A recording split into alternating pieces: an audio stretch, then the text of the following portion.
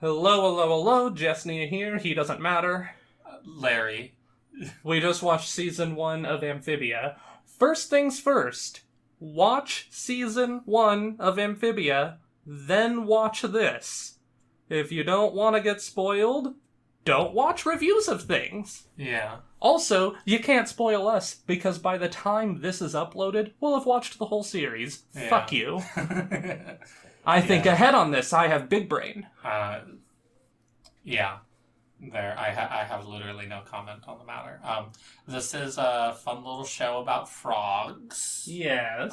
It's a Disney show. I don't know any of the creators by name, but I assume there's a decent amount of people from the, Steven Universe, Gravity Falls, Adventure Time, that whole crew. Because, if you track the path of a lot of these newer, slightly serious cartoons, almost all of them, you can find how the, different pieces all trace back to Adventure Time. Yeah, well, in the episode with the inn, there was a puppet, not a puppet, but a doll of Cricket and his dad from Big City Greens. Yeah, and Big City Greens is connected to Gravity Falls, so I assume that's where the link Well, they have is. similar art styles. It's not apparent in the human, but it's very apparent in the frogs, ironically. Yeah, the frogs look a lot like the... Hotpop just looks like Grandma Green. I guess. Not one-to-one, but they're the same proportions, they've got the same personality. They're very similar characters, and the art style is similar, so there's probably some overlap there with the creators. Yeah. But, yeah, so I really like this show. It's one of those it's definitely one of those ones, like all the other cartoons, where obviously it doesn't start out right away with being, the most dramatic thing on the planet, but, I actually think it probably gets to the punch a little quicker than some of the other cartoons, Star Versus is one of those ones that I feel really takes its time before there's anything that's really, especially serious. I can't remember when Star actually started to drop its plot. Pardon me. The only thing I can recall is when her parents were threatening to take her home, and so to prove she was doing fine, she had to be tested or something, and she thought she failed, she made an apple, and then when her parents are talking to the cat teacher thing later, the cat's like, I haven't seen power like this since Queen Eclipsa. And that was the moment. That was when plot started happening. Yeah. But yeah, I feel like this show kind of, because just in the first episode alone, you get a decent sense of the stakes. Yeah. But maybe we'll get into more specifics if you want. You lead the way. Well, the way we're gonna do this, we can tangent however much we feel like, I don't give a shit, but to have some sort of cohesion, I'm gonna go down the list and just remind ourselves of the episodes. The first episode, Anne or Beast, when Anne herself's introduced, and she's a wild woman in the woods. Well, something I really like about how they did this show is I really liked how it didn't open with her. Yeah. It opened with the world of Amphibia. It opened with the Planters, that's their name, her family over there. It opened with them, and it started with their world, and the thing that I really liked about that, aside from just generally being unique, when you do Fish Out of Waters, you usually start with the fish out of the water, but what I liked is starting with the people in this world makes us feel just like them when Anne the human is introduced. It's we feel that she's a foreign element intruding on our space. Yeah. And so I thought it was really cool starting with them, even though she is the main character. The interesting thing is, and by the way, I love the show, so don't get me wrong, but when it first came out, my thoughts were, frog people. I don't care. And so I just never got into it, never even tried it because, I don't know, just something about it being frogs didn't interest me. No particular reason. But what's strange about that is that as a kid, I loved the book series Frog and Toad. Yeah. I don't know if Larry here even knows what that series is. Vaguely. Yeah. And it's basically looks like the same shit. It's not nearly as fantastical, was just humanoid frog and humanoid toad, and I loved that as a kid, so I don't know why that didn't transfer to this. See, But- for me, humanoid frogs are freaking adorable. They are the cutest things on the planet, and I will murder anyone. I think they're tries to- adorable now that I've actually sat down and watched So the show. I was inherently interested. I really just never got into it because there were other shows going on at the time. I don't know. I think Star Vs. was done by the time this started, or maybe it was like season 1 around when then. But like, there's Owl House. I think there were other shows. Now I'm drawing a blank, but well, like for instance, it's like it's kind of in a stuffed schedule as far as cartoons go right now. We're getting to an age where like there's a lot more interesting cartoons to watch, like Craig of the Creek. That's a good one. I think part of it though is that, all right, so just factually speaking, if all this show was I'm a teenage girl and I live with a frog, then it wouldn't be nearly as interesting. What makes this show so enjoyable is the amount of detail they put into the world building and the horrifying creatures that are under every log. Yeah, Amphibia is a really good one. So it's kind of like, so the world of Amphibia is kind of like a super, super scaled up version of a swamp. Yeah. Like, with no consistent sizing. And does not seem to have shrunk or grown at all. Yeah. The world is just so big that, like, trees are like leaves. Yeah. Or like stalks of grass are like trees to them and stuff. And pretty much all of the creatures are like their actual sizes. Like, we see a bird. Yeah. And it's giant because she's the size of the frogs. Yeah. But it's not consistent by any stretch, which makes it very strange, not in a bad way. But like, well, like for instance, they have tomatoes. Yeah. They have apples and gourds and all that shit, and that's just normal sized compared to Anne. And with the image I've got pulled up for us to look at, they've just got normal grass, and yet on top of that, they also have 50-foot tall grass. Yeah. That's kind of like a fun little topsy-turvy alien world that's neat. But every single thing in this, it's like the movie Avatar. Everything that walks, flies, or crawls in the mud wants to kill you. They will succeed. It's all horrifying. Yeah, it's very horrifying. Yet at the exact opposite end, I swear, adorable. Every single frame of this show is the cutest, most adorable thing. Like, on the screen right now, we have 3 separate little images up, and every single one of them, the characters are making the cutest faces. I personally really love Sprig. Sprig is so... we didn't really do much of a rundown of the characters, but Sprig is like Anne's best friend, right? And well, again, everyone who's watching this has watched the season. Yeah. It's just throwing me a little out of the loop because I'm used to introducing people. I don't expect people to watch every single episode of Family Guy with us. Yeah. I imagine that with the half interest we approach Family Guy, they're approaching our views with half interest as well. So that's like a quarter interest. Yeah. But Sprig is the cutest thing. The second episode 1 aired, I was just like that. He's Parks great. and Rec meme, where it's like, I've only met Sprig for 5 minutes, but if anyone tried to hurt him, I would kill everyone in this room and then myself. Oh, you know what? They dropped some hints of like the big boy plot stuff in episode 2. Okay. I mean, not episode 1. Hold on. Not episode 2. I'm getting to that. This is the problem with having split episodes. Yeah. The second half of episode 1. Episode 1B. Yeah, because Anne wants to go swimming and gets Sprig to take her, even though it's dangerous. And she has this whole thing about how friends do what their friends say. And it's like, wait, that's a horribly fucked up way to look at friendship. Yeah. Kind of puts a gigantic window into her past and what she's coming from. Yeah, something that I really like about the show, pretty much, and this is consistent with every episode that we're going to be talking about, is how genuine everyone feels. Yeah, like it's a very wholesome. It's a very wholesome show. The family really loves each other. You feel that. You feel like they learn lessons. They learn pretty I like all the lessons that they learn. In general, yeah, it's a very fun. This is like the epitome of a family show. Like, I really do think it's one of those shows that every member of the family gets something out of it. Well, this show consistently does what I wish Loud House was better at, because what I like with Loud House is the episodes where it's just like, well, shucks, son, I sure do like spending time with you. And it's very simple, like, homely plots.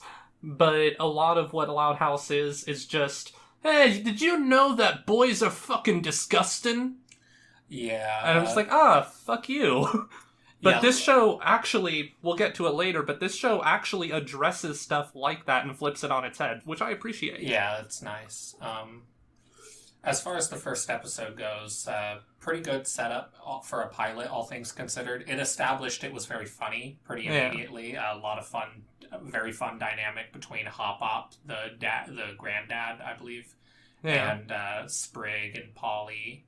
Well, I love that Hotpop takes her in, and it pretty much just immediately she's one of his kids. Yeah. He considers her a planter. Yeah, I love it because in, I believe, 1B is the one where, or maybe it's the one right after, when he's going to try and kick her out. He threatens to kick her out for breaking his cane. That might have been 2A. Yeah, well, it's episode 2-1. And 2A, I mean.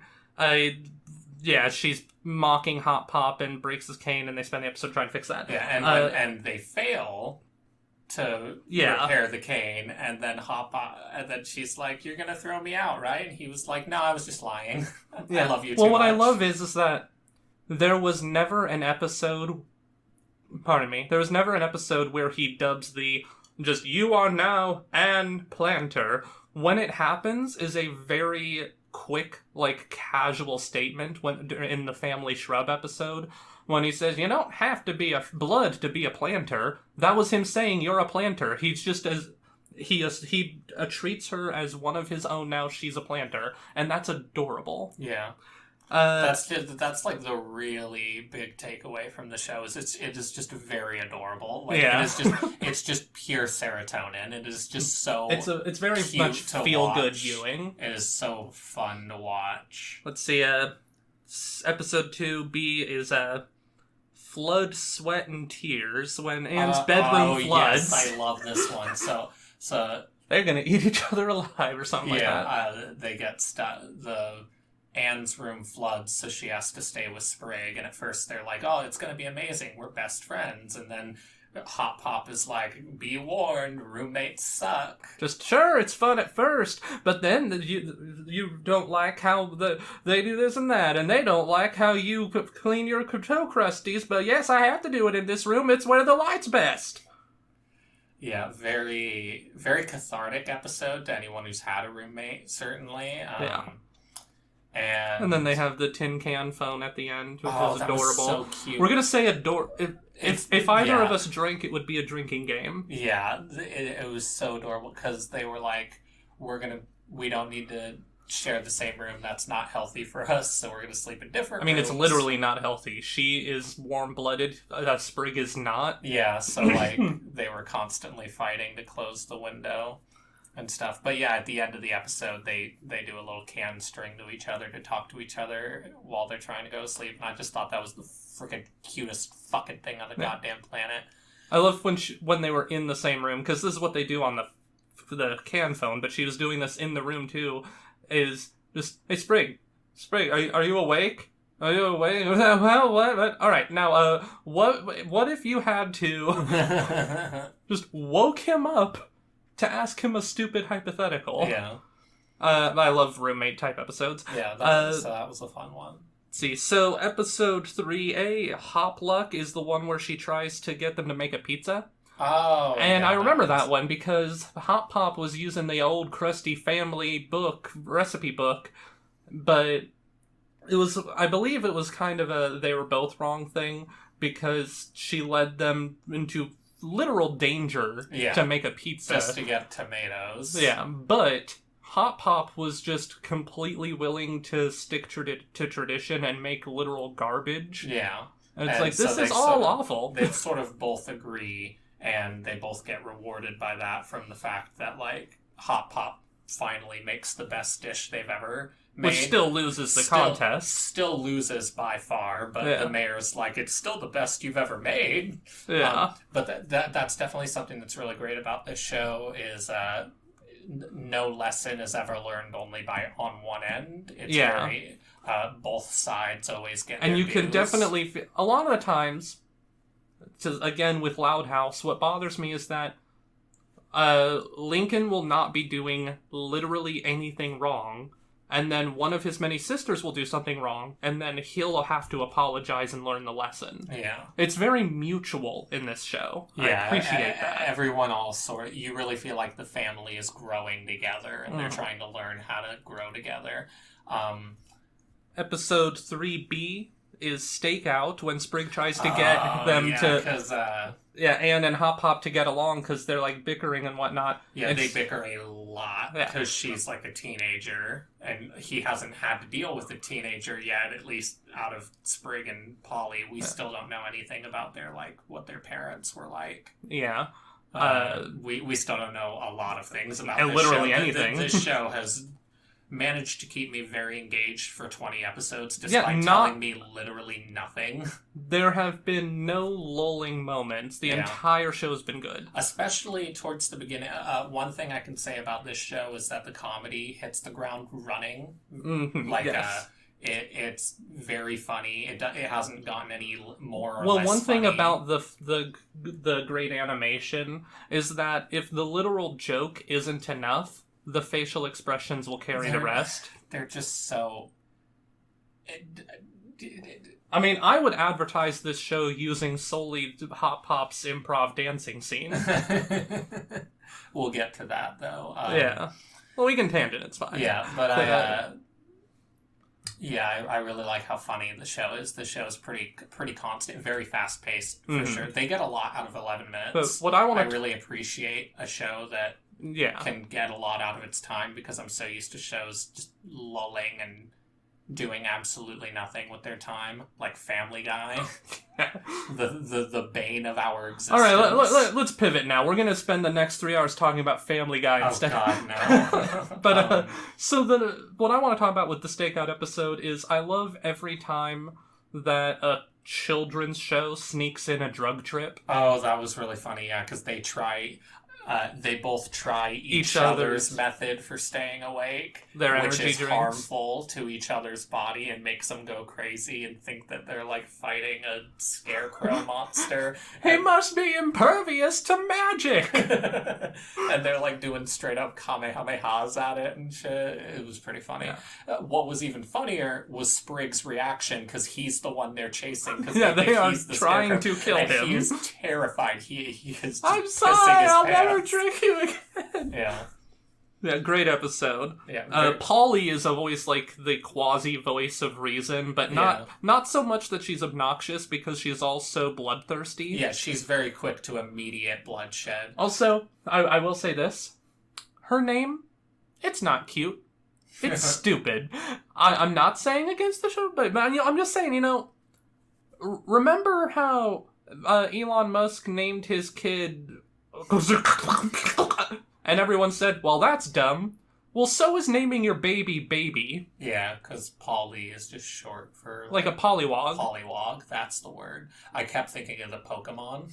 Yeah. So I was like, what's the actual word? Because it's not Poliwag, it's Polywog. Now, Polywog is also, I believe, the name of a thing from a pirate book I read a long time ago. But, no idea. But it's basically adjacent to tadpole. It's a word like that. Yeah, so... it's like the stage after. Is it? Tadpole, I assume. I have no idea. I might be completely wrong, and pollywog doesn't mean anything. I used to know frog anatomy. I don't know frog anatomy anymore, because I'm an adult with more important things, like the slow existential dread. Oh, one thing they will never cover is how reproduction works. Oh, yeah. Frog reproduction is horrifying. Yeah, pretty much every animal is just so horrifying. Especially hyenas. Oh, God, you can look that up yourself. Yeah. What episode were we on? We're on Stakeout, but next is... Okay. Episode 4, a taking charge. The family embark on a mission to try and recharge Anne's magic phone. I hate it. Okay, so that's pretty much like throughout the entire season, I would say that's like the one criticism I have of the show is like they established that weeks passed within the first couple episodes, yet her phone still has power. Now, I don't know if any of you have phones. They're very rare devices, but allow me to tell you, they can barely last a day. Yeah, even if she's like really conservative with it, which I could buy for like a week if she really Except was in the episode where that comes up, they spend the day watching a show. Yeah, so like she must just have like a futuristic fancy 10th million percent I don't phone. mind. I mean, she does. Well, she does now. I don't mind that they were able to charge her phone by zapping it literally. In real life, that would destroy your phone, but whatever, it's a cartoon. I do allow some leeway. I thought it was funny that it was like 10,000% charged. I'll allow some leeway. However, this is not that kind of cartoon otherwise, so it's really distracting when she just has every show in existence just pre-downloaded on her phone. Yeah, like she seemingly uses the internet despite having no ability Even to. if she doesn't have the internet, like she just has everything she could ever need already downloaded on her phone. What? Yeah, that's a little weird. And then the power thing, that's why they zapped it with 10,000% energy in this episode so they could use her phone more. I'm wondering if the order was as set. Since so many of these episodes don't really affect the plot, I wonder how set the order of episodes is. They might not have been in the same order in the writing phase, but once it actually carried on to we're making these, no, I think these are all in order. I agree that this is the concrete order now, but yeah, that's what I'm saying, is I'm wondering if maybe this was an earlier episode in the writing phase, and maybe that's to help explain why it's so stupid. What was I going to say? I immediatay lost it. Must not have been important. This is going to be a long night, folks. Oh yeah. The next episode is Domino Effect and wants to keep a caterpillar as a pet. That one was terrifying. Yeah. Yeah, because the caterpillar, which is so funny. So much of the stuff in this show is so funny. As once again, horrifying as it is, that whole episode was building up to the sad punchline of Hotpop saying he misses the pet he was complaining about the whole episode. Yeah, because he was basically warning her pets are bad. I can't remember its name, but just like, she's just like, I'm sorry, do you forgive me, or whatever the fuck, and he's like, what, mad at you? Just, I miss that spider every day of my life. Or with all my heart. Yeah, it's... Again, more of that like genuineness. Like they're all sweet boys. Yeah, they are all sweet. I love them. I will protect. I remember I was gonna say back with Anne and Wi-Fi. I kept hoping in the beginning episodes they were going to acknowledge that she can still somehow connect to the internet, and that would be like an interesting plot point. She has no access to the internet except for when she needs it for the plot. Yeah, it's very convenient. I could have believed it for like one show, but like they watch several movies and shows and stuff on the freaking phone, so it's really stupid.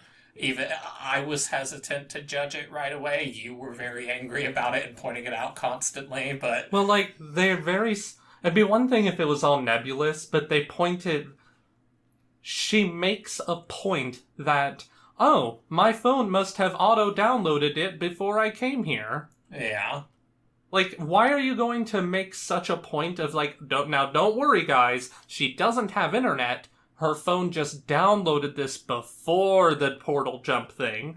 Why would you have that scene and then have her just randomly looking up pizza and shit? Yeah, and like 3 other movies. Yeah. The pizza thing I can kind of forgive because you can actually search through your photo album on your phone with key terms. It'll recognize things. But how the fuck is she just playing movies? Yeah.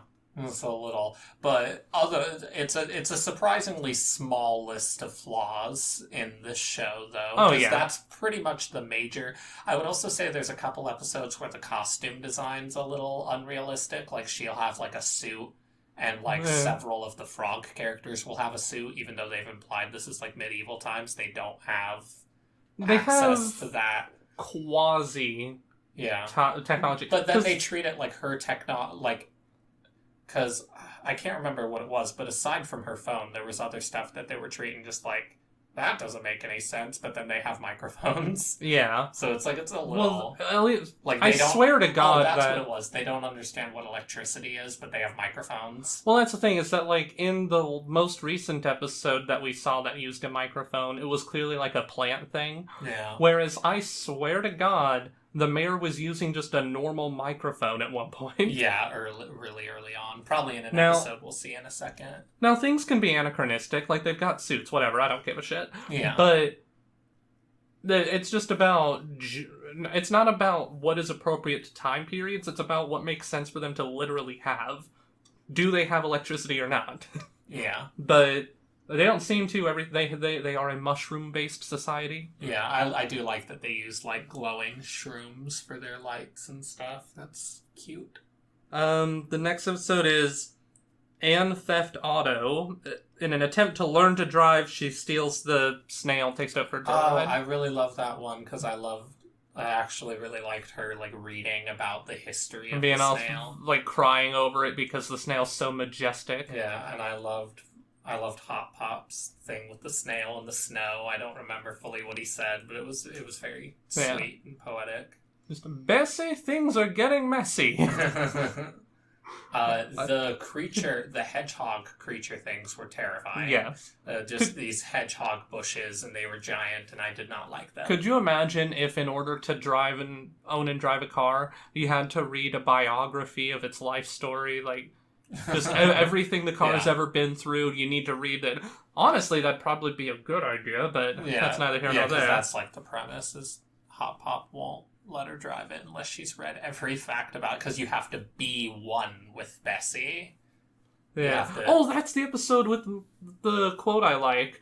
And where she just comes to him in the middle of the night. It's like, there, I read everything, book cover to cover in one sitting. Just like... That's great, Anne, and now all you need is experience. She backs out of the room, just... I don't feel safe. There's so many... quips. They took this, like, directly from Gravity Falls, because this is Gravity Falls' style of humor. Just, like, pause, quippy line delivery. Like, I'm in danger. Yeah. Like they do... I feel like Gravity Falls did that all the time, and they definitely copy from that, which is a good thing, because it's fucking hilarious. But yeah, delivery is everything, and they have that in spades. Yeah, they have really good... I love the voice actor. The freaking voice actor for Anne is freaking London Tipton. Yeah. Brenda Song. From Sweet Life of Zack and Cody. Yeah. Well, I love that she's in things, because to me, like, she hasn't been in anything since... Sweet Life of Zack and Cody, but I loved her in that show. She's one of the best characters. Mm-hmm. And so I was really happy that she gets to voice Anne in this. She does a really good job. It's nice to see her playing a character that's not an idiot. Like, I love when people get to play multiple very opposite roles. Yeah. Like in Moon Knight, which was a great show when you're all idiots. Yeah, we liked Moon Knight. Oscar Isaac's a good actor. But... next episode is Breakout Star. That's the one where she gets pimples and everyone loves her because they look like warts. Oh, yeah, that is gross episode. It's a weird episode. But I love how even the frogs were grossed out when she's like smearing butter on her face. Yeah. Just, ugh. Yeah. Fame immediately goes to her head, but then she immediately... But that's another wholesome episode, because Hotpop's like, even when your friends get rich and famous, you still ought to be there for them, because they're still the same person deep inside. And they hold to that. Yeah. Yeah, just family dynamic is perfect. Like, I really love good TV family dynamics, and this is top tier. This is an S tier family dynamic. I really love them all together. The next episode is one I really like. It's, we'll get almost there. Sprig versus Hotpop. Angry with how the planter farm is being run, Sprig decides to overthrow Hotpop. This one's a really funny one. I love them wrestling determine who's the champion and who gets to run the farm. I beat you once, I can do it again. And then I like when Sprig runs the farm and he's just like, every idea is a good idea. And I can't remember. I wish I could remember all that. We probably should have been taking notes when we... it's fine. I know that he was like... training the snails to... or their cows, whatever the fuck they are, to eat the weeds out of the garden. Yeah. They made a big pool for Polly. What I loved about this episode was great change for Hotpop. At first, he was literally burning their suggestions. Yes, the suggestion barrel is over a flame pit. That was very But then funny. it ends with him just like, I promise to read your suggestions. And then it goes through and it's just like, nope, fire. Nope, fire. Oh, that might be a good idea. Yeah, I liked that. Because I thought the idea of training them to eat the weeds was a good idea. Yeah. I was like, that's a good idea. They came up with some good stuff. So, yeah, I just love episodes where families work together. Yes. Because I need it in my life. Alright, now the next episode is the one I was going to talk about, Girl Time. Where Anne thinks that Polly spent too much time around boys and is getting gross, so she tries to have a girl day with her. And I've always hated those episodes. I don't know, anytime the genders get split up for shit, it just inherently annoys me. And I love it because at the end, they do the lesson, which I never see. Anne's just like, you know, it's kind of weird to have a girl day anyway. Who says boys don't like going to the spa? And they're like, oh, you went to the spa? Did you get that special massage? Oh, I love that place. Yeah. But even when they were at the spa, there were two guys there, so it's like... It was like, this is actually handled well. I like this. Polly's allowed to do what she wants, which is what is and important. She wins a spitting trophy, which is still up there to this day.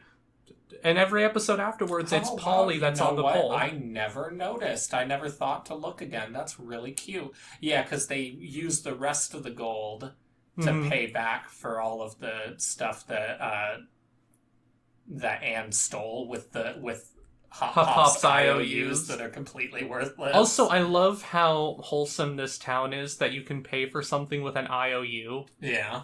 That sounds like some old-timey shit right there. And then, but then there's a little bit of gold left over, so they make it a statue of Polly, and it's very adorable. This was kind of Polly's first episode.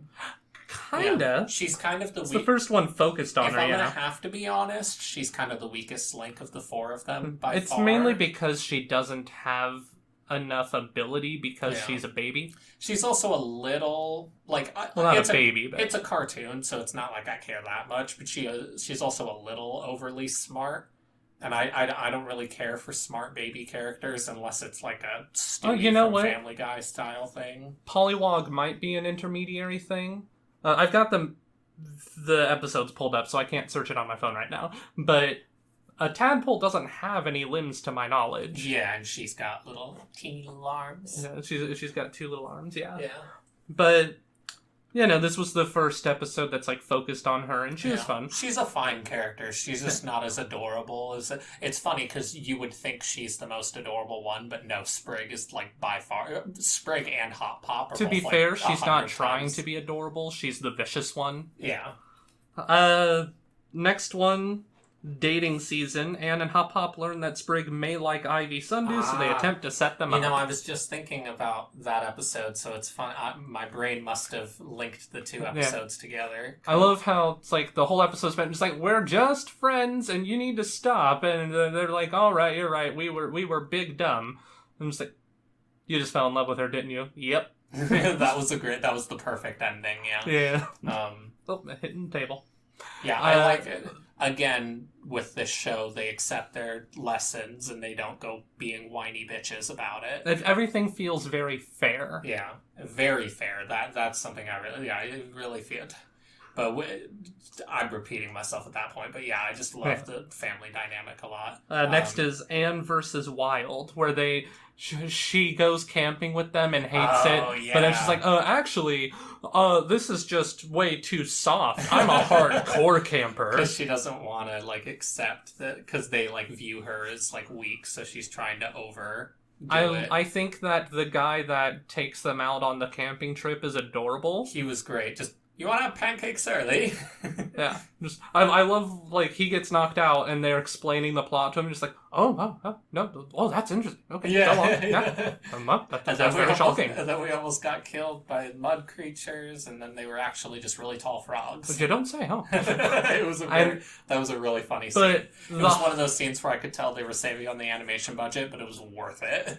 To me, that episode hangs on the one frog that, when they clean the mud off everyone and the mud frogs are running away, and one of them says, I just wanted to eat someone today. Yeah. I just wanted to lay in mud and eat someone today. That's what he said. Something I always loved that I always talk about is ensemble casts, and this is probably my favorite group of town. You feel like people. You're part of the town. Yeah, pretty much every member of the town is really fun. Even The Simpsons does not feel this close-knit, because The Simpsons will have, like, Apu gets an episode, but Apu's not in every episode. Yeah. I think you'd be hard-pressed to find many episodes where every townsperson doesn't appear at some point. Yeah, I would say Simpsons definitely does feel like that, but only because it's been 30-something seasons. Yeah, but, like, the fact that they can reach this in one season just shows how powerful their ensemble writing is. I don't want to say that Simpsons doesn't have a strong town. I'm just saying that, like, it feels like in this you see the townsfolk in their entirety in nearly every episode. They use them constantly. Whereas nice. Simpsons is often prone to just making up new characters you'll never see again. Yeah. We'll get to my favorite town person because they have a specific episode. Is it Wally? It's Wally. Wally's great, but we'll get to Wally. Next one is Contage Anne, where she fakes getting sick. Oh, that one was so sad. They were just accepting death. Yeah. Just, it's no use, guys. Just leave me on the side of the road and go on yourselves. Yeah. She fakes getting sick. They actually get sick from all the work that she avoided doing. Yeah. To be fair, there was a tornado. Yeah, it was not fun. But then because they're getting even worse, like gravely sick, she needs to go take them to the spring of eternal healing or whatever. They get to the spring, but it doesn't work. Yeah, no, they just ate a mushroom, that gross made them one that look like they were gravely sick. But like you said, I love how all of them, like, they floated in the river at peace with the universe. They were all just like, well, we just gotta accept it. I love how a lot of the times Anne is like, I don't know. She'll be like, oh guys, I can't believe I summoned the rare frog-eating bat of Mexico, and they'll be like, well, Anne, admitting that took a lot of courage. It does feel like that, yeah. It's pretty great. Yeah, there are a lot of times where Anne does, but they all kind of share in the blame. They all kind of, it's like I think American Dad's probably a good example of that, because American Dad's one of those ensemble casts where everyone does something awful once in a while, but they're all sort of just like in it together, and it's very fun. And this is not nearly at that extent, because these people aren't sociopaths. They have love and cares and drives, but it does feel that way, where it's like no one family member is causing all of the messes. Everyone gets into their own fair share of problems. Yeah. The next episode is Family Shrub. That's the one where he just casually drops the info, just like, you are a planter. I was expecting shit to get serious with this one. Speaking of, I think before this episode is the one where we find out Hotpop somehow knows about the box that transported Anne. There's something where he opens up a book and finds a picture of the box, and it's the Calamity box. Yeah, ooh. We still don't know about that. Yeah, Tell us your secrets, Hotpop. Yeah, they did not answer much. But yeah, she got transported here by a cool little chest-looking thing with 3 gems. It's like a music box that's empty. Yeah. But anyways, with Family Shrub, they go. If you'll recall, they go through the different secret sub-rooms of of the house. And was I want expecting- them to fucking go back and free the goddamn pumpkin turnip thing. Yeah, there was like a monster pumpkin giant And they joke thing. about how, like, oh, that was cold of you, Sprig, because he, like, befriends it and then slams it back into the cage. I'm like, how long has it been done? This is awful. Free him. Yeah, I hope that is a later plot point. It We'll better see. be, or I will write a very strongly worded letter. Yeah. Yeah. Some Cask of Amontillado shit, except they don't die. Yeah. I liked this one. I was expecting this one to get a lot more serious because they were discovering secret stuff. It kind of reminded me of when they discover all the secret stuff in Gravity Falls. Mm-hmm. But no, it was just a fun... Yeah, the most they really show is that one of the planter family is actually a newt. Yeah, which is how Anne knows that even she can be accepted into the family. Next episode is Lily Pad Thai when she turns around the restaurant. Oh, that one was just cute. Yeah, that was just like a cute one. I like Stumpy. I like the critic guy. Yeah. Pleakley. Very sassy. Yeah. He's fun. Like, what's with the suit? Oh, well, you see, it's something that food critics do. Oh, I see. Just, yeah, you know, if it was just me, then you might treat me with special deference, whereas this way I can get an authentic experience. Oh, you know what? That's actually really smart. I love when there's just casual conversation breakdowns. Yeah. Yeah, that was a fun one. I like the cook, the chef guy. He's a cool character. Yeah. And he didn't really recur a lot before, but then he starts recurring after this episode. I feel like we probably saw him around, but yeah. Maybe. It would some of them look we similar. completely forgot. Back with the pizza episode and with the girlfriend episode thing. Creepy girl. Oh, the baker's creepy daughter. Girl, yeah. So, like, side love interest for Sprig, but it's only one way. It's only on her end. He was just engaged with her to pay for the bread, I think, of the pizza. I was Team Creepy Girl, whose name I can never remember, but just wanted to bring that up because we just went over that. She's very scary, and I don't blame Sprig at all for not liking her in the slightest. Moving on, you traitor. Toad tax. Anne befriends toads, you know the thing. Yeah. So basically like a slip into the dark side episode, but then she resists it and she's like, no, I'm not gonna help you, mean toad. Well, it's another like big plot episode because it shows, these people are all under subjugation of toads. Yeah. So that was cool. I liked the... This fucking show has me getting racist against toads. Yeah. This is like the 10th time that the mayor has done something awful, but they still won't kick him never out. run him out of town on rails. Like, what the hell? But he even comes around towards the end. Like, he's still grifty, but, like, he has his own moments. Yeah. But in this episode, not. He was stealing... Yeah, he stole all their money and literally hid it in the ass of his statue. Yeah. Next episode is the big plot one, Prison Break, where we see Sasha for the first time. So Sasha's the second of the three friends that we see in the intro. No idea where the third friend is, or if still no. She might just be back on Earth. For all we know, we haven't gotten any impression of that yet. Yeah. Sasha's fun. She's a sociopath. Bitch. Yeah. Well, she's a lot less sociopathic in this episode, because in this episode she's befriending all the like chefs and stuff, but it's just to get out of prison. Well, that's exactly sociopathic, though. She doesn't care about them. But it sucked because like at the time of the episode, I felt like she did care about them. It's only in the hindsight of the later episode that you realize, like, oh shit. I never trusted her, though, because she's the one who made Anne steal the box. I assumed to a certain extent, but at the same time, she also seems like a girl power. Like, she was like, be both. She was like, you go, girlfriend, to one of the... Wait, girl power, sociopath? What are you not getting? Satire. He doesn't speak for me. I'll say when my satire is satire.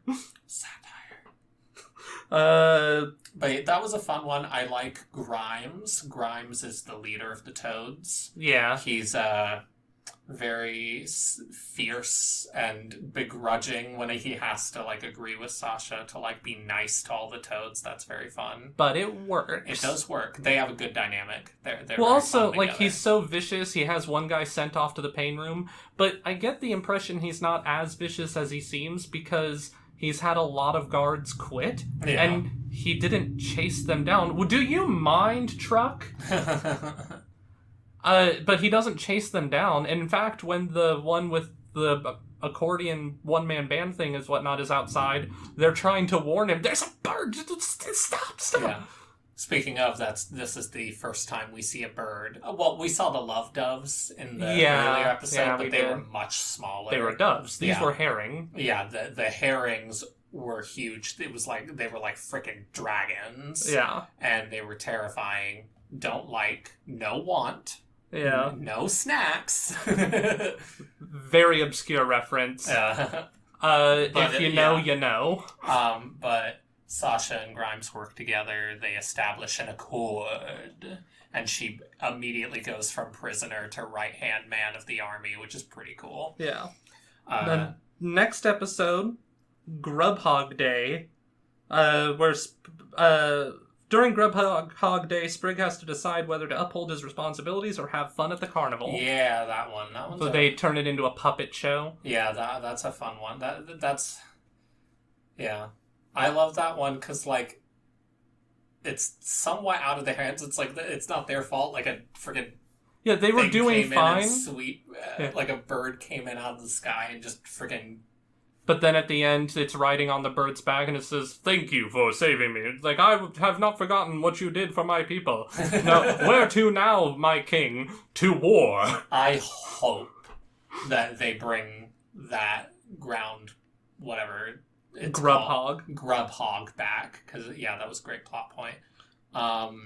I love their little puppet show. Obviously, anytime they try to be adorable or funny, they succeed, because it's a very funny and adorable show. Next one is Hotpop and Locke, where Hotpop has that crush on the girl, and he has Anne try to teach him how to dance. Yeah, because he's trying to impress her for the prom thing, or whatever, and... What can you say? That episode's just adorable, it's and he is fucking hilarious when he's just freestyling. Just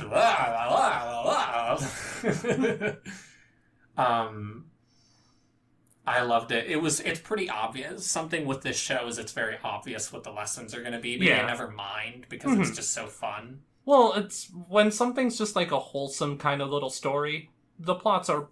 I feel like part of something being wholesome is predictability. Yeah. And this one was just like, I liked you for being weird, so you win. Yay! Yeah. Both of their dancing together is so offensive to the senses that they shut down the party. Yeah, it's just, alright, party's over, let's go. I loved that. His whole dance sequence was great.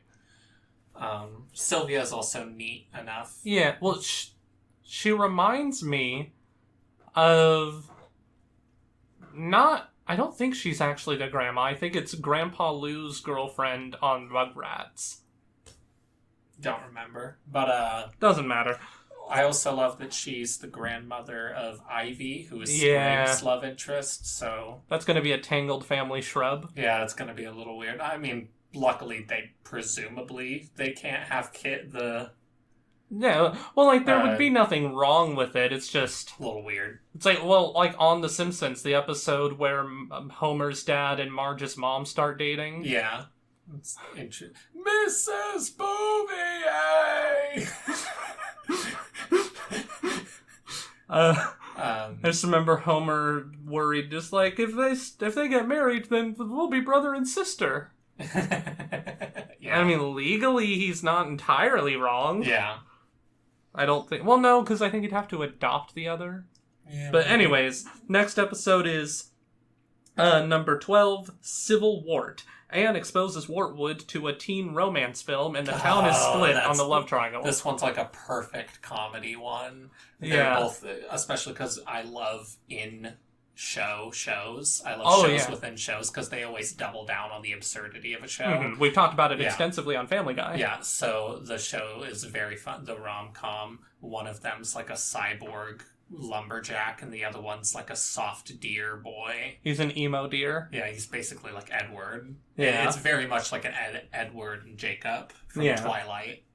And it's split right down the middle of the literal town. And it's what I love too is it's the war is about the two, which one's the better boyfriend. Yeah. But really it's just about Sprig and Polly fighting over like their status in the family because Sprig is tired of taking care of Polly on everything. Yeah. And I love the ending. Oh my god, the ending is the sweetest thing. Yeah, because they get ready to planet. throw vegetables and shit at Polly, and Sprig takes the hit. Yeah, because he's like, oh no, I actually love her. She's like, this is actually what my brothers sister. do. Yeah. What's very funny adorable. about that episode is, though, well, number one, she just has the movie on her phone, along with every other thing in existence. And another movie at the end of the Yeah. episode. Yeah, very frustrating. But also... Luckily, this is where that ends. Yeah. But also, she's not actually what caused this. The town gets into a conflict like this over stupid shit every year. Yeah, it was like last year it was like avocados versus something or whatever. Yeah, it was a stupid vegetable That thing. was so funny. Next one is Hot Popular. After losing his stand, Hotpop decides to run for mayor. Oh, yeah. Except, and this is how you know the system's fucking rigged, he wins Wartwood. He did not campaign outside of Wartwood, though. Everyone in the valley gets a vote. Yeah, That makes no fucking sense. Yeah, that is bullshit. they never really draw any attention to it, but that's when I immediately realized dictatorship. Well, in the last episode, they comment just like, he even tried to run as mayor up against the local toad. Yeah, because no one had ever ran against a toad. They comment on that in the episode, yeah. And so I love all the faint like trimmings in the dark of like what's to come. There's so much little stuff that's just slowly building up and ratcheting up the tension. I'm still like a frog in a pot. Yeah, which is bullshit, by the way. Yeah, it doesn't actually work, but it's a fun story, a fun metaphor. But my thing is, the toads were in power for a reason, and they shouldn't be in power because they're dictators. But clearly, they provided a service protecting the land from something. Yeah, and we're gonna find out, I assume, what that'll be. Something to do with the calamity box, I assume. Yeah, you know, when a thing's called the calamity box. Oh, Calamity Ganon? That doesn't mean anything. That'll be fine. Calamity is just one of those words that people used so often that it doesn't really mean anything. It's like, oh, that dress is a calamity. Yeah. Let's see, anything else for him being mayor? Not really. Next episode is Croaker Punishment. When Sprig's Blue Moon shell is stolen. Yeah. This is the good cop, bad cop. And he goes real bad cop. Yeah, Sprig goes real bad cop. He's just immediately throwing stuff around. Also, he was right in the beginning because he didn't want to leave. He didn't want to cover the shell because he trusts his neighbors. And he was right. This town generally just doesn't steal. Yeah, no one stole from him. Yeah. It's a much more polite version of that thing from that Western, I forget which one, where the guy puts his gold watch on a post outside the saloon, and they're like, aren't you worried about someone taking that? And the implication is, you'd be a fucking idiot to take it. Yeah.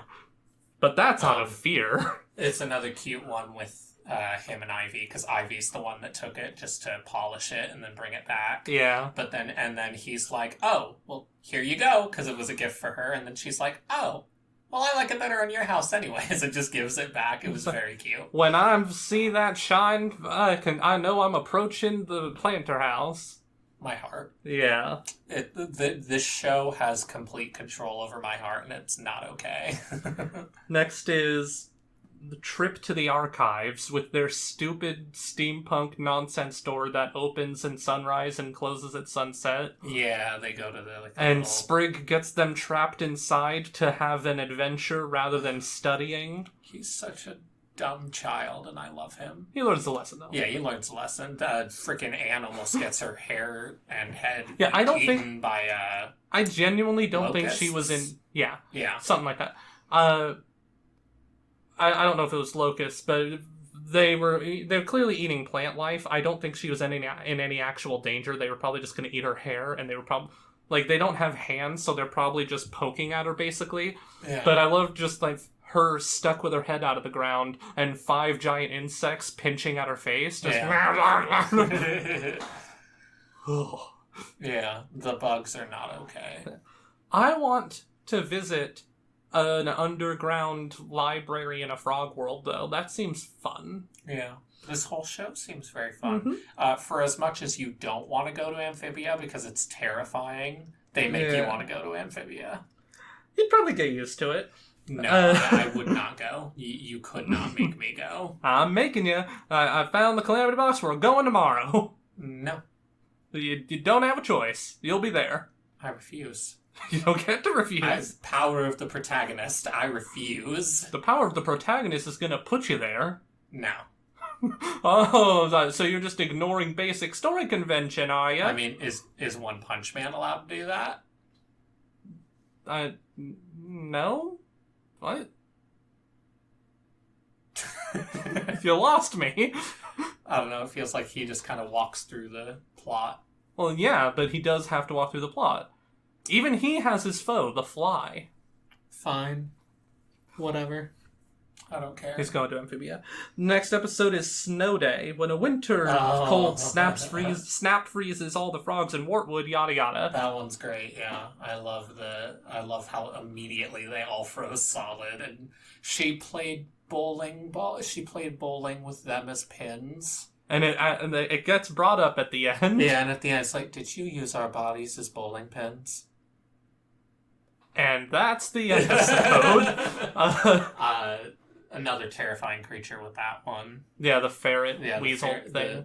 Although it was just a mama. Yeah. Still terrifying. I love what she was saying. So it's like, but if we save Polly, then her and her babies will starve. I'm like, save Polly! Yeah. Why are you acting like this is a choice? Good thing she conveniently packed her Thai breakfast, food. yeah. Her omelet. Whatchamacallit, I love when she thaws out Sprig, and he's not okay. He's not okay, because they're supposed to hibernate. Now I'm thawed out, let's get the others. Yeah. I think we should let nature run its course. And his eyes never are fully open the entire episode. They don't blink and sink either. Yeah. It was pretty great. Water angels. Next is Cracking Mrs. Croaker, where Sprig breaks into her house and finds information on what he thinks is her long-lost love to try to reunite them, to get her to like him, but it's actually an old enemy, which we called. Yeah. And she's, actually, I guess, a secret agent or something? They never really say. She's not a secret agent, she's just had adventures. Yeah, she's an adventurer, and they have to swear to keep it secret. They talk about in the episode, though, how, everyone likes Sprig. Look at that face and dopey smile or whatever. This is true. And she's like, I just don't like you. I don't know, something about your dopey face and your smile. Yeah. Well, she's wrong. He is adorable, and I love him, and everyone on the internet, I hope, loves him. Well, I love it, though, because she's like, but, you went through all this trouble to get me to like you. I suppose that I could try. Yeah, she likes me. She likes me. He just what have I done? Yeah. Just... You're never getting rid of him now. Yeah, that was fun. Alright, next episode is A Night at the Inn. The Cannibal Frog ones, which I called immediately. I mean, it was very obvious that they were, Cannibal Frogs. Well, they were frogs with pointy teeth. Yeah.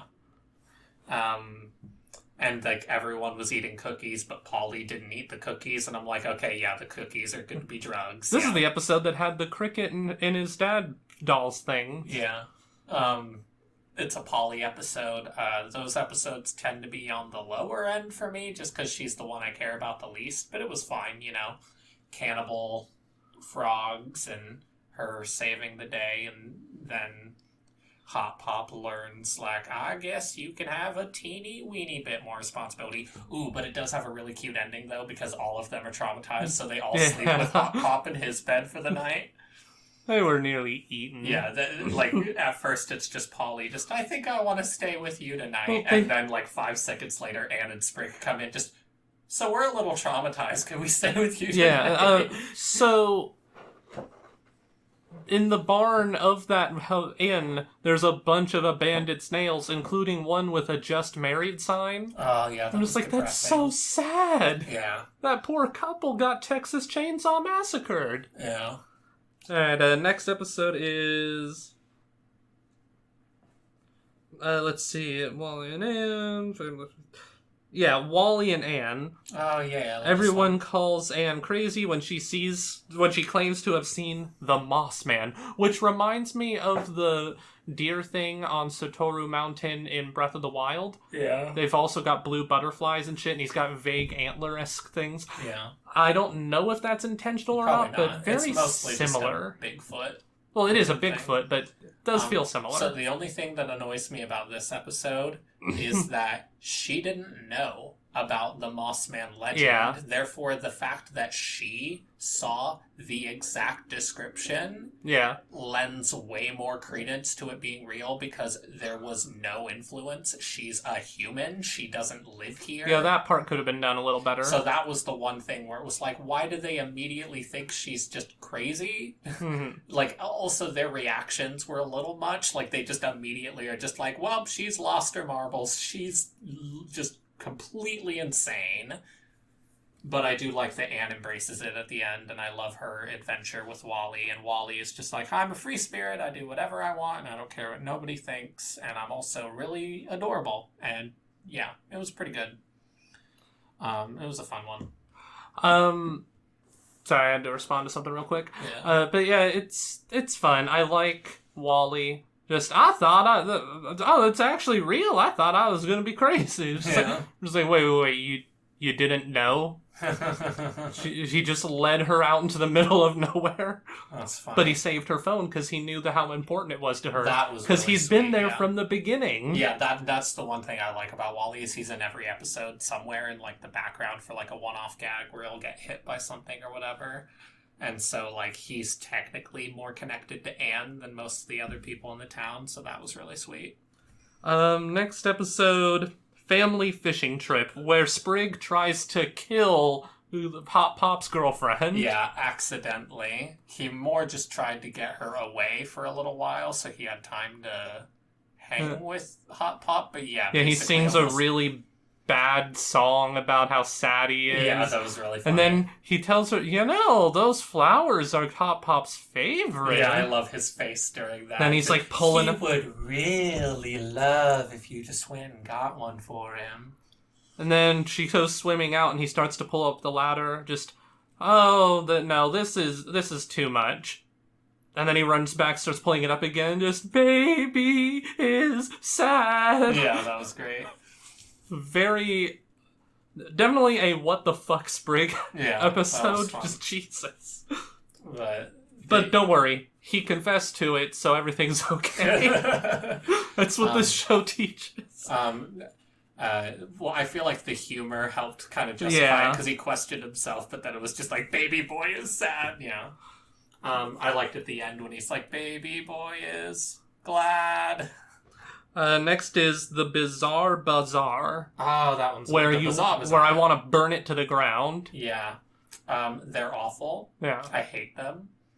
They scam Anne out of her backpack and then she has to win it back. Yeah. I called that the challenger was Hotpop. He was in a cloak and not saying much. I'm like, that's Hotpop. See, I didn't even think of that. Yeah. So it was a little bit of a surprise to me. I was just kind of like, oh, okay. That solves the plot very quickly, because I was genuinely like, how are they going to get the backpack back? Well, I can't name a specific example, but the reason why I suspected it was him is because I've seen this kind of plot before, and the person that warns you about the place is always the champion. Yeah. A little bit of hinting with the story, because they had the one snaky The snake lady, snake lady, and she was like, could she be the one? But then they never draw any attention back to it. The next episode is Cursed. After Anne helps Sprig break up with Maddie, strange things start happening to them. And they're cursed by the Willy Wonka ripoff, who was hitherto unseen. Yeah, he came out of nowhere just for that episode, had a little fun thing, and they were like, hey, as if they've known him the whole time, which I thought was very funny. Yeah. And then he just ends up being the secret antagonist at the end. Yeah. His Sprig's fiancée lady did Yeah. not curse them. She helps them out of the curse. And then she accepts the breakup thing. It's like, it's okay. I'm hoping that Sprig and other girl will find that, just like, maybe we are just better as friends. And then Creepy Girl. No. Yep. No, I don't. I mean, no. Just no. Sprig can get with pretty much anyone other than Creepy Girl. I love his thing with Anne. It's like, oh no, Anne is much too old for me. It's like, is she? Well, I think he's like 10. How old is she? 13. So it's a lot for, like, because that's post-puberty and pre-puberty. Yeah, it's still a pretty narrow margin, but, like, we don't actually... In a literal sense, it's very narrow, Yeah, but but people would view it as very... Yeah, but, like, not. he could be, like, 12. I don't know. But I believe he's 10. Because Hotpop's short. Yeah, but I believe when they mention his age, he's, like, 10, but I don't know. All right, for sure. well, we don't know off the top of our head, so we'll just have to assume she's just old enough that it's weird. Yeah. Not that I want them to get together. I sense no romantic chemistry whatsoever between Sprig and Anne. No, not really. Just making that clear. Yeah, no. The next episode is Fiddle Me This. Oh, I love... This is just one of my favorite little fun details I love about Sprig, is that he's really good at the fiddle. As violin. all Cajun boys are. Yeah, and I love his performance in this when he's in the giant sparkling, like, butterfly costume and he's soaring in the air, just like...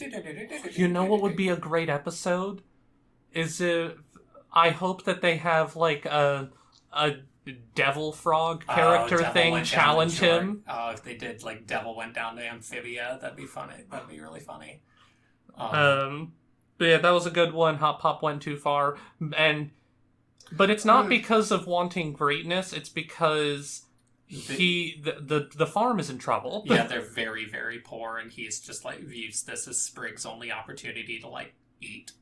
To just get out of this and I can have a better life. But this episode's a little weak for me, even though it's very funny, because, like, Hotpop didn't learn his lesson, because the thing that went wrong had literally nothing to do with what Hotpop did. I mean, the shock of him nearly losing Sprig still snapped him back to reality, though. It snapped him back, but it didn't teach him why his behavior was wrong. I mean, he knows why. Well, yeah, but, like, when you're writing an episode, like, you can't just have it, like, be like, they know. It's like, you tell it, because you're not just teaching the lesson to the character, you're teaching the lesson.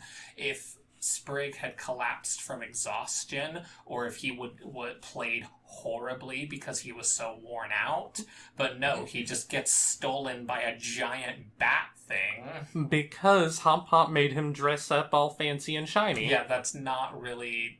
And if he hadn't done that, that wouldn't have happened. That doesn't teach anything, but we can move on. Looks like we'll just have to agree to disagree. Yeah, you're wrong. It was a weaker episode. It could have been better, but I'm fine with it. Next is the big bug ball game, where Anne has... Like, she's not a team player. Yeah, she's not a team player. She becomes a team player. Yeah, at the end. It's the arc of the episode. Yeah. She does not want to do any teamwork. She just wants to do everything herself. Because I liked how she put it, because it was like, if I'm screwing up in a sport that's just about me, I just need to try harder. I don't know how to fix a team thing. But then she learns she doesn't fix it. They all have to fix it, and that's the thing. And I like how they guide her blind. Which, by the way, even though it doesn't come up in the final episode, I think is actually another subtle piece of training for Anne. Yeah. Because she needs to be combat ready. Yeah. And this episode accomplishes that. Yeah, this episode definitely helps that. It's a fun one. It's just kind of, it's not one that's Actually, especially... definitely, because the next episode is Combat Camp. Yeah, the sword. So that was one. definitely intentional on their part. Yeah, I really like Combat Camp. They just go to it. They think they're going to a daycare, but it's actually a camp to train people. But it's actually a double ruse. They're being used as fodder to rob a bank for this guy. Rob a train, sir. Rob a train. And I hope he comes back because she has a strange relationship with him where you've all seen it before in stories like this where it's like, my teacher who double-crossed me but does have some respect for me. And they did teach me. Yeah, because he was like, I mean it, you have potential, as evidenced by the fact she wins. Yeah. Yeah. They definitely helped, they definitely wanted to give her some sword combat before the big fight in the finale. Yeah. The next episode is Children of the Spore, where Hotpop, yes, they were annoying, but he brainwashes them. Yeah.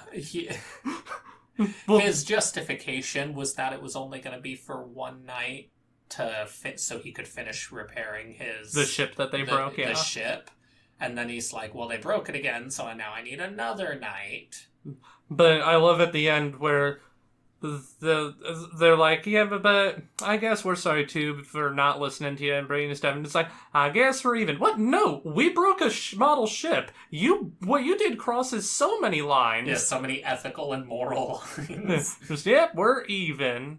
Fine. Yeah, I loved it. That was funny. So it wasn't just ignored; it was part of the joke. Yeah.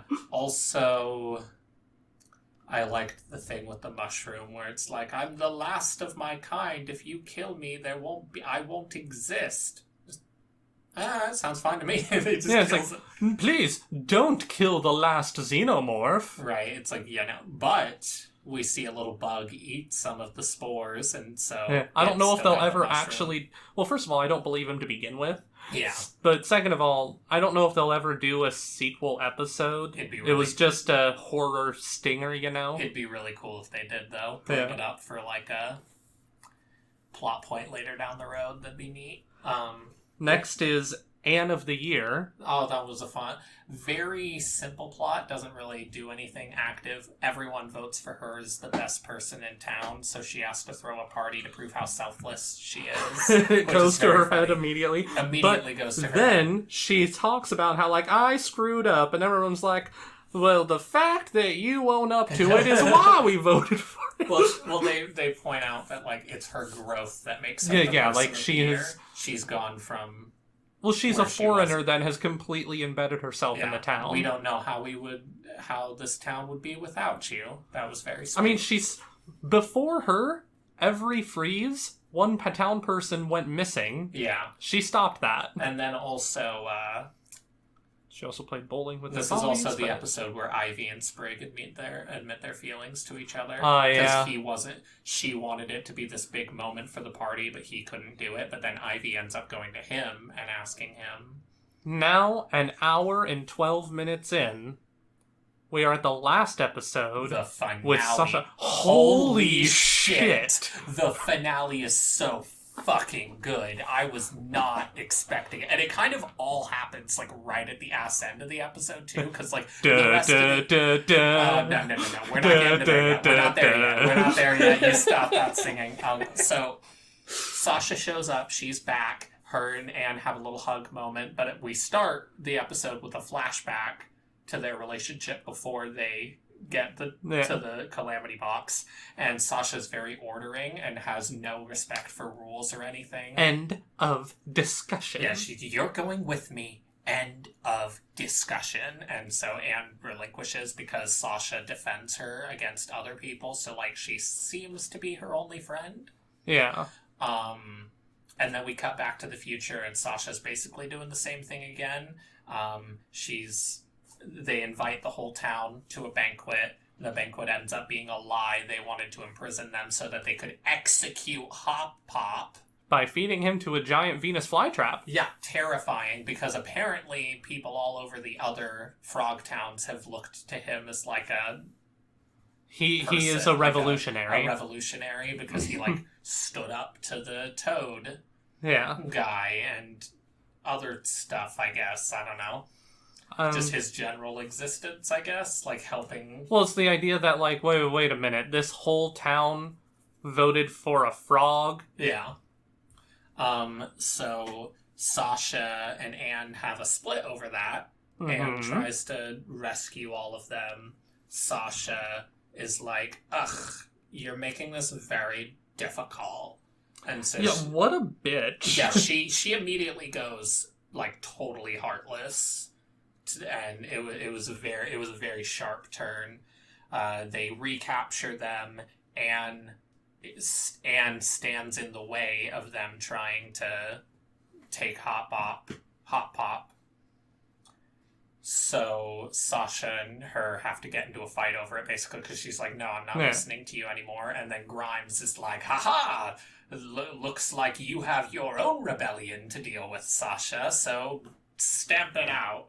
And so he has them engaged in, like, a duel, and it's cool, and they start fighting. Yes, we all watched it. Yeah. The beginning of the stream. You've watched the series. In fact, it's the most recent you've watched if you're watching it before this. Blah, blah, blah. My lord. Yes? Shut up. Do not. I liked her and Sasha repeats the whole end of discussion thing, and then Anne's just like, or reverse Uno card. Well, Sprig throws mud in her face. Yeah. She's like, well, she's friend and you're poopy. Yeah, you suck. And Anne's like, I protect my friends. And then they fight. Anne wins. Yes. But then Grimes is like, I don't care. I'm just going to murder Hotpop anyway. He doesn't, because he made a promise. Yeah, they're dictators. Yeah, if Anne won, they would set them free. And then Grimes is just like, nope. And right before he's about to launch Hotpop, Wally blew up the sewers and therefore blew up the foundation of the entire castle. So it all starts falling apart, and then we get to the most kick-ass scene in the whole series immediately. I was not expecting... So they play the song Lean On Me, right? That's the name of it. They play frickin' Lean On Me, and that's crazy to me because I feel like I've never seen one of these cartoons use a real-world song before. They always use... Well, it's not a musical show. Yeah. Like, Steven Universe used its own songs. Gravity Falls never really used music, but when they did, it was like, Disco Girl, coming through, that girl is Adventure you. Time did use the Cheers theme song. Yeah, they did do that. But other than that, it was all its that own song. did evoke emotion. It was very, But that's a different discussion.